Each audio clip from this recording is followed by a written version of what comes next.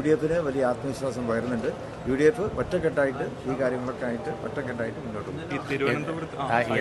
എന്ത് പ്രതിസന്ധി ഉണ്ടായാലും അടുത്ത തെരഞ്ഞെടുപ്പിൽ UDF ജയിക്കുള്ളൂ.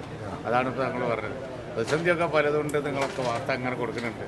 എന്ത് പ്രതിസന്ധി ഉണ്ടായാലും അടുത്ത തെരഞ്ഞെടുപ്പിൽ കേരളത്തിൽ UDF ജയിക്കുള്ളൂ, ഒരു സംശയവും വേണം. അതിനിടയിൽ UDF-ന് നേതൃത്വം കൊടുക്കുന്ന അതാ പറഞ്ഞത്, എന്ത് പ്രതിസന്ധി ഉണ്ടായാലും UDF ജയിക്കുള്ളൂ. ശശി തരൂരിന്റെ വിഷയത്തിൽ എന്തെങ്കിലും ഇടപെടൽ? ഒരു വിഷയം രണ്ട് വിഷയം അല്ല, ഒരുപാട് വിഷയങ്ങൾ ഇനി ഉണ്ടാവും. പക്ഷെ എന്ത് വിഷയം ഉണ്ടായാലും ഈ ഭരണത്തിന് ജനങ്ങളെതിരാണ് UDF ജയിക്കും. തരൂരിന്റെ ഒരു നീക്കം ഞെട്ടിച്ചു കളഞ്ഞോ?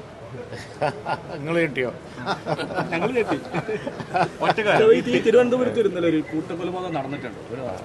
അപ്പോൾ നമ്മൾ ഇതുവരെ കേട്ടുകേൾവിയില്ലാത്ത ഒരു സംഗതിയാണ് തിരുവനന്തപുരത്ത് നമ്മൾ കഴിഞ്ഞ ദിവസം കേട്ടത്. അപ്പോൾ എന്താണ് മനസ്സിലാക്കേണ്ടത്? അപലപനീയമായ ഞെട്ടിക്കുന്ന കാര്യമാണ് ഇത് കേട്ടത്. കേരളത്തിന് തന്നെ ഒരു അപമാനമായിട്ടുള്ള കാര്യമാണ്. അത് ഒരു കുടുംബത്തിലെ 5 പേര് ഒറ്റയടിക്ക് ഇല്ലാതാക്കിയ ഒരവസ്ഥ. എന്താണ് ഇതിന് പിന്നിലെന്ന് അന്വേഷിച്ച് കണ്ടുപിടിക്കേണ്ടതുണ്ട്. അയാൾ ഇതിനെ പ്രേരിപ്പിച്ച വികാരം എന്താണെന്നാണ് നമ്മൾ മനസ്സിലാക്കേണ്ടത്. കാരണം ഡ്രഗ് അഡിക്ഷനാണോ വേറെ എന്തെങ്കിലും ആയിക്കോട്ടെ, മാനസിക രോഗമുണ്ടോ, ഈ കാര്യങ്ങളൊക്കെ അന്വേഷണം നടത്തിയിട്ട് തന്നെ അത് വെളിച്ചത്ത് കൊണ്ടുവരണം. ഇതിലൊറ്റൊരു വിമർശനം വന്നിട്ടുള്ളത് പോലീസ് സ്റ്റേഷനിൽ പോയി യുവാവ് പറഞ്ഞതിന് ശേഷമാണ് പോലീസ് പറഞ്ഞതെന്നുള്ളതാണ്.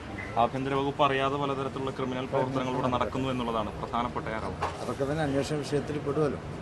ഇപ്പം അന്വേഷണം നടക്കട്ടെ. അതാണ് ഞങ്ങൾ വെറുതെ മനുഷ്യത്വരഹിതമായ സംഭവമാണ്. മൃഗീയം അതാണ്, മൃഗങ്ങളെ മാതിരിയാണ്. ഭയങ്കരമായിപ്പോയി. മൃഗങ്ങൾക്ക് അപമാനമാണ് ഈ പേര് പറഞ്ഞത്. ഒരു മൃഗവും ഇങ്ങനെ ചെയ്യുന്നത് ഭയങ്കരമായിപ്പോയി. വളരെ മോശമായ ഒരു സംഗതിയാണ്. അതിൻ്റെ മറ്റു കാര്യങ്ങളിലേക്ക് പോടിൻ്റെ മുമ്പ് എന്താ കാരണം എന്ന് കണ്ടുപിടിക്കണം. ഞങ്ങൾ പറഞ്ഞ പോലെ ഡ്രഗ് ആണെങ്കിൽ ഡ്രഗ് ഒരു സാമൂഹിക വിപത്താണ്. അതുതന്നെയാണോ എന്നറിയില്ല. പക്ഷെ എന്തായാലും കേരളത്തിൽ മയക്കുമരുന്ന് ഒരു വലിയ വിഷയം തന്നെയാണ്. അതിൽ ഗവൺമെൻറ്റിന് ഉത്തരവാദിത്തമുണ്ട്. ഒരു കൊല അറിഞ്ഞില്ലേ എന്നുള്ളതല്ല, കൊലകൾ ഇനിയും നടന്നുകൊണ്ടിരിക്കുകയാണ് ഈ മയക്കുമരുന്ന് ഇങ്ങനെ പോയാൽ. ഈ തിരുവനന്തപുരത്തെ ആശാവർക്കർമാരുടെ സമരവുമായി ബന്ധപ്പെട്ട് കഴിഞ്ഞ ദിവസം അളവരം കരിയും പറയുന്നത് പാട്ടപ്പിരിവാണ് എന്നുള്ളതാണ്. ഈ ആശാവർക്കർമാരുടെ സമരവുമായി ബന്ധപ്പെട്ട് ഈ അളവരം കരിയും കഴിഞ്ഞ ദിവസം പറഞ്ഞിട്ടുള്ളത് ഒരു പാട്ടപ്പിരിവിന് വേണ്ടിയുള്ള സമരമാണെന്നുള്ളതാണ്. ആശാ വർക്കർമാരുടെ സമരം ഒത്തുതീർപ്പാക്കണം. മോശമാണ്. കാരണം ആശാ വർക്കർമാരെന്ന് പറഞ്ഞാൽ നമുക്കറിയാലോ, അവരെ വെല്ലുവിളിക്കേണ്ട കൂട്ടറല്ല, വീടുകളിൽ പോയി കണ്ണീർ വെക്കുന്ന കൂട്ടറാണ്. അവർക്ക് എന്തെങ്കിലും കൊടുക്കാൻ കഴിയുമെങ്കിൽ ഗവൺമെൻറ് നേർക്ക് നേരെ അവരെ കൊണ്ട് സമരം ചെയ്യിപ്പിക്കാതെ കൊടുക്കണം. ചിലവ് വേറെ സ്ഥലത്തൊക്കെ വെട്ടി കൊടുത്തു പോയി, അവർക്കൊക്കെ ഉള്ളത് കൊടുക്കണം. അത് കൊടുക്കാതെയാണോ ഈ ചിലവിൻ്റെ വർത്താനം പറഞ്ഞുകൊണ്ടിരിക്കുന്നത്? എനിക്ക് മനസ്സിലാകുന്നില്ല എന്താണ്. പൂർത്തിയാകും. അതിൽ തീരുമാനം